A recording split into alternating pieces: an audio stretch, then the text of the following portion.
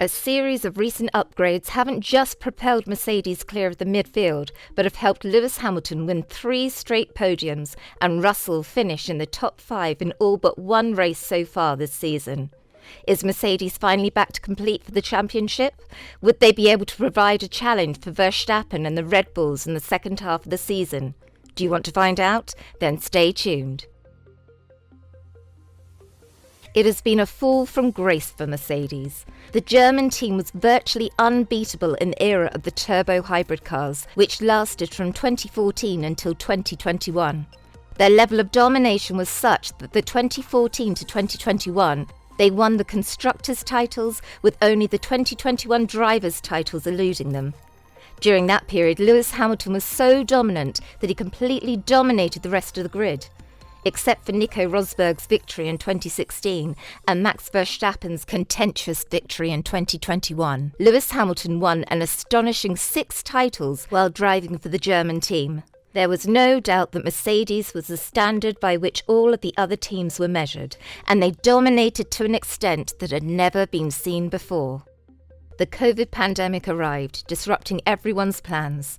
The new regulations were expected to begin taking effect beginning with the 2021 season. However, due to the pandemic, the new regulatory era's beginning was postponed until 2022. There was just one question on everyone's mind when the new regulations were introduced. Would Mercedes still dominate the entire grid, or would the new regulations see multiple teams competing for the position? It was immediately evident that the new regulation would be detrimental to Mercedes as soon as the season got underway. The reinstatement of the ground effect was one of the aspects of the new regulations that the German team found most challenging to deal with. In addition, porpoising had been Mercedes' primary challenge from the beginning of the season. Porpoising is an effect that causes the car to bounce due to the ground effect downforce. A low pressure underneath a vehicle's floor pulls the vehicle down to the ground and causes the downforce to grow rapidly as the speed increases.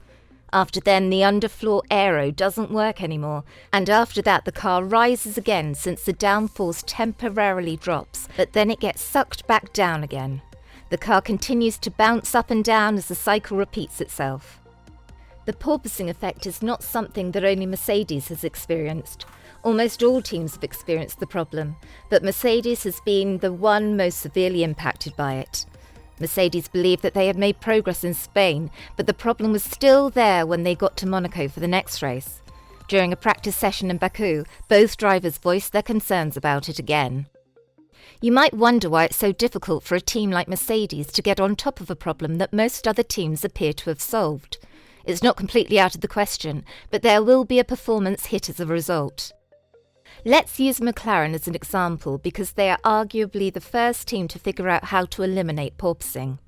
They devoted a significant amount of their time and money to resolving this issue.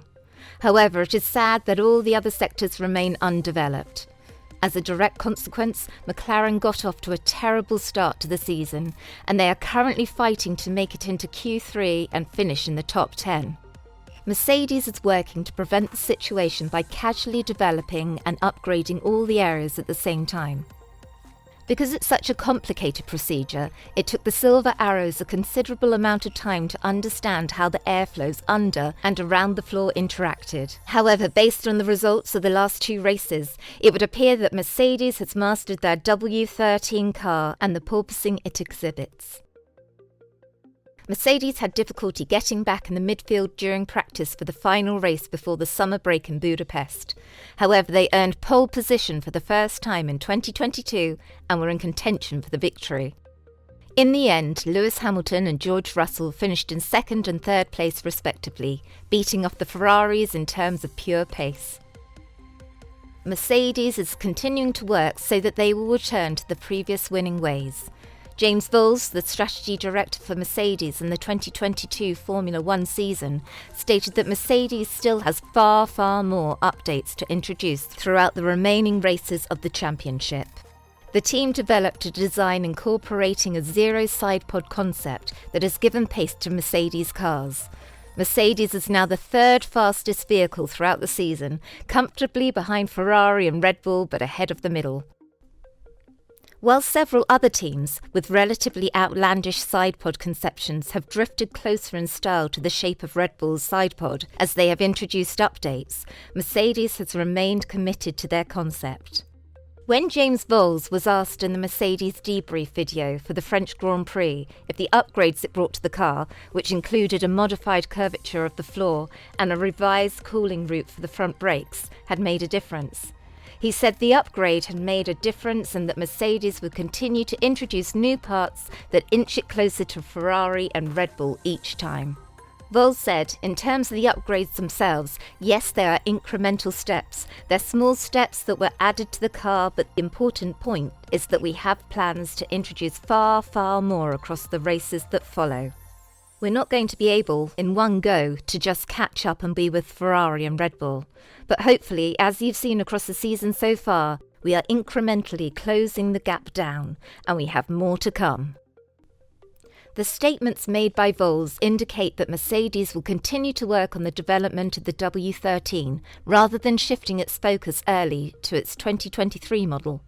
Also, Mercedes trackside engineering director Chauvelin admitted that even though they will never commit to a design philosophy forever, he was optimistic that the results would continue to improve in the second half of the season.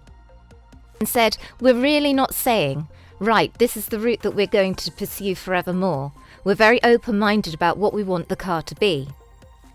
I think what is validated is the development route that we are currently on can deliver more, and that's a route that is starting to look like it can deliver us success and deliver us race wins this year. There's no doubt that sticking on our current path by and large will be the thing that gives us the best performance this year." Also, according to the recent reports, Mercedes Petronas drivers Lewis Hamilton and George Russell are in line to receive a significant performance upgrade after the summer break. This is because the German team is reportedly on track to implement a significant upgrade after the break. Specifically, Mercedes is planning to unveil their Phase 3 power unit at the Belgian Grand Prix in the latter half of August. This year, the Silver Arrows have already made an in-season modification to their power unit by introducing their Phase 2 package. This was done in the middle of their We've got more coming. We're trying to bring some performance to Spa. This will hopefully close the gap. We haven't got far to go now, but we'll keep developing the car for a little while now. The next race of the season takes place on August the 28th in Belgium. While Red Bull currently holds large leads in drivers and constructors titles, Mercedes has promised significant car modifications for the upcoming races. These recent upgrades have helped Mercedes drivers regain their confidence. Lewis Hamilton has asserted with the self-assurance that Mercedes is certainly going to get a win in 2022 because the Silver Arrows appear to have turned a corner in terms of the performance of their cars. We are definitely going to have an amazing F1 second half of the season. What are your thoughts on the current upgrades that Mercedes has made? Do you anticipate seeing them in the peak performance once the season resumes? Let us know in the comments section below. That will be all for today's video. Thanks for staying tuned. Let us know what you think of this topic in the comments. Please don't forget to hit the subscribe button and notification bell so that you can always get to watch more amazing videos like this. See you in the next video. Bye!